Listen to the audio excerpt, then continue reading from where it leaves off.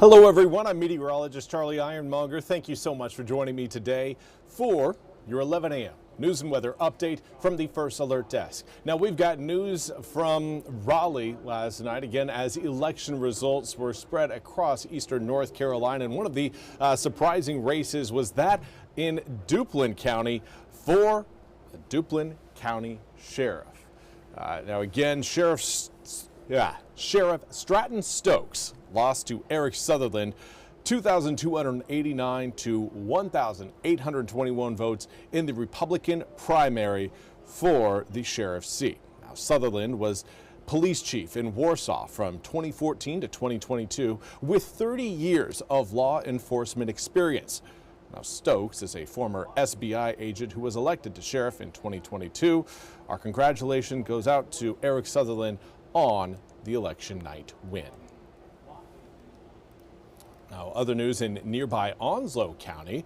Unfortunately, we're hearing troubling numbers about suicide rates in the county.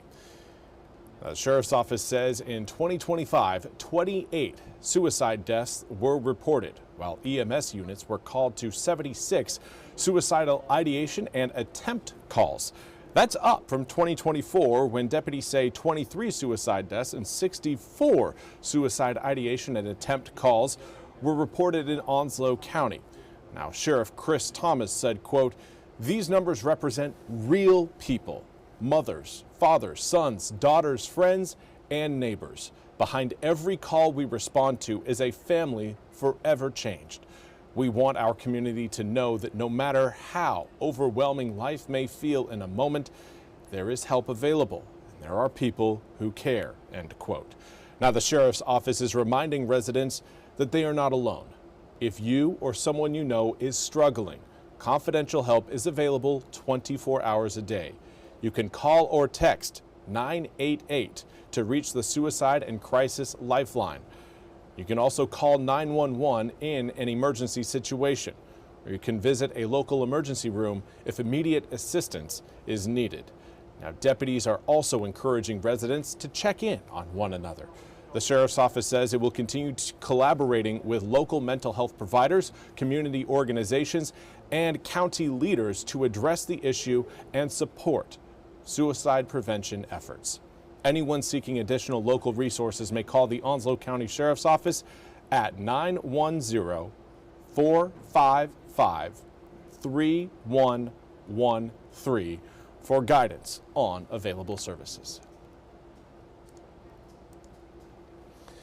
And now we want to turn our attention to the ongoing war in the Middle East, particularly over Iran, even as more Gulf states get pulled into the conflict. NBC's Richard Engel has more. The U.S. and Israel are obliterating Iran's military and targeting its leaders this morning as the war continues to expand. Israel launching dozens of airstrikes in Lebanon, targeting the Iranian-backed militia Hezbollah after it fired at Israel. Israeli ground troops pushing deeper into Lebanon. France is sending its only aircraft carrier to the Middle East to prevent Iran from strangling oil and gas supplies.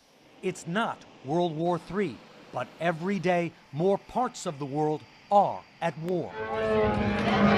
Iran is continuing its strategy of firing missiles and cheap explosive drones across the Middle East and beyond, trying to widen the war and increase its cost. With new strikes this morning on an oil facility in the UAE, an explosion and fire near the U.S. consulate in Dubai, launching more missiles at Tel Aviv.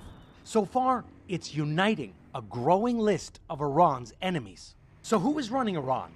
Israel destroyed a building in the city of Qom, where clerics were expected to choose a new supreme leader to replace Ayatollah Ali Khamenei, killed by the U.S. and Israel. Iran says the clerics weren't inside, but meeting remotely. The late Ayatollah's son has reportedly emerged as a leading candidate, according to the New York Times, citing 3 Iranian officials familiar with deliberations. Israel's defense minister this morning said anyone Iran appoints will be an unequivocal target for elimination. President Trump said some Iranian officials his administration was hoping could take over have been killed in the war. I guess the worst case would be we do this and then somebody takes over who's as bad as the previous person, right? That could happen. The U.S. now says more than 50,000 troops are involved in the operation, and more help is on the way, as the Pentagon released images of 4 of the at least 6 American service members killed so far. And again, that was Richard Engel reporting. We now want to turn to your weather forecast, and today it's going to be a toasty one out there. Air temperatures are cruising on up into the 70s. Right now, not quite there, but we are close to it in Greenville. Just to put it into perspective, normal for this time of year, for your daytime highs, low 60s. We're already past that. It's only 11:05 in the morning. Southwesterly wind plus sunshine going to do a pretty good job of heating us up today. Do want to say good morning to Bertha Bryant along with Sue Ann Gaskell, Woody from Manio. Hopefully both of you are having a fantastic start to your Wednesday. Of course, air temperatures are going to encourage a lot of people to step outside and soak up a little heat that has been missing over the past few weeks. It is going to be a toasty one for the rest of this week. Right now, air temperatures again cruising into the upper 60s to low 70s. Kinston, at last checked, you guys were at 55 degrees. I told you it was just a matter of getting that reporting station back up to date. Now Kinston again is showing 70 degrees along with Washington, New Bern, Jacksonville, and Kenansville. Everyone is certainly going to be warmer than where we were yesterday, as right now our 24-hour temperature change map is showing about a 15 to 25 degree rise off of yesterday's temperatures to where we are right now. That is noticeable when you step outside. It feels like spring is already here. The southwesterly wind plus sunny sky combo is again going to take our temps into the mid 70s today, upper 70s coming up for tomorrow. Also want to say good morning to Shannon Brock. Thank you so much for joining me from Greenville. Hopefully again your day is going swimmingly. For today, again, mid 70s through the afternoon, looking at a little bit of cloud cover. Certainly nothing that's going to be taking up the entire sky, but it's not going to be completely blue out there. There will again be some pockets of clouds that could lead to some periodic shade through the day. But as we head through the evening, air temperatures will cool slowly thanks to increasing cloud cover overnight. By the time we reach midnight, our air temperatures in the low 60s will match our average high for this time of year. Tomorrow morning starting out in the mid to upper 50s. We'll probably end up seeing some patchy fog early on in the day tomorrow. A big reason why is the more air we get out of the southwest, the faster our humidity rises. And the higher your humidity gets and the colder those temperatures get, the easier it is for fog to form. That's why we usually see some foggy days through fall and then into spring. So the fact that we are seeing fog already is kind of nature's tip-off that, hey, we got a change of the seasons coming up, and our weather is certainly responding to it. Now for tomorrow afternoon, plan on the mid to upper 70s. Going to be, again, a very warm day, a little bit warmer than where we're at today. Again, this is all speaking relatively. I know in the summertime we get easy into the 80s, 90s, and sometimes even the triple digits, but this type of heat for early March is unusual, and it is one that, again, when compared to our seasonal averages, is quite a bit higher than normal. But cloud cover, again, will get thicker overnight tonight into tomorrow morning, but I don't anticipate that cloud cover going to be sticking around all day long for your Wednesday. Right now, models are giving kind of more of a mixed look at things. We've got some high-level clouds and some low-level clouds kind of mixing in, and that's making it all look gray. But those high-level clouds, again, are going to be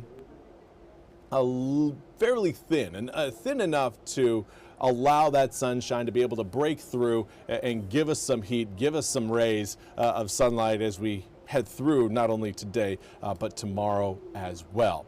By Friday, we're looking at the low 80s, and we will hang on to the low 80s through Saturday and Sunday.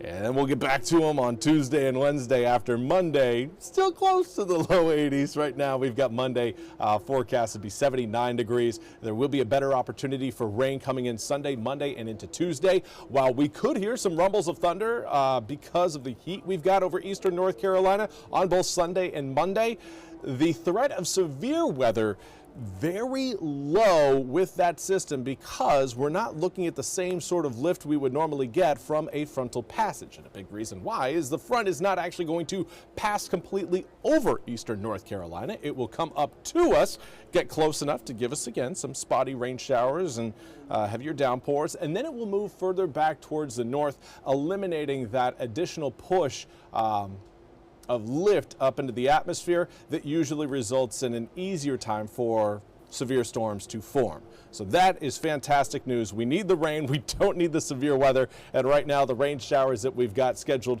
for the tail end of this weekend into the start of next week look just to be that, rain showers, maybe a few thunderstorms, but not looking like severe storms. Now, that's all we have time for today's 11 a.m. news and weather update from the First Alert Desk. I hope you all have a fantastic rest of your day. We'll be back with more news and weather coming up at the top of the hour. Until then, again, enjoy the sunshine. We'll see you back in a bit.